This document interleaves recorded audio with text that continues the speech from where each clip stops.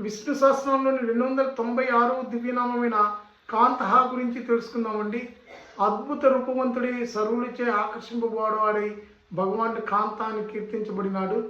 స్థితిలోను కళ్యాణ గుణం చేతను భగవానుడు మనోహర స్వరూపమై కాంత అని తెలియబడినాడు.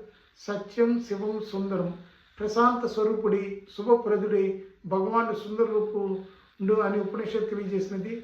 శ్రీరాముని దివ్య సౌందర్యం చూచి విరాగులైన మునులే మోహించినారని పురాణ ప్రసిద్ధి. కృష్ణుని రూపం జగన్మోహనం. భగవంతుడు రూపవంతుడు అనగా ప్రేమ స్వరూపుడని గ్రహించాలి. రూపం అనిత్యము, నశించే స్వభావం కలది.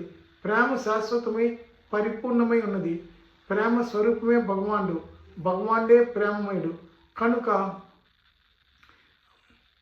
అందరిచే కోరబడివాడై ఉన్నాడు. ఈ విషయం రాబో నామం వివరించును. ఓం కాంతాయ నమః. మరో దివ్యనామంతో కలుసుకున్నాం. స్వస్తి.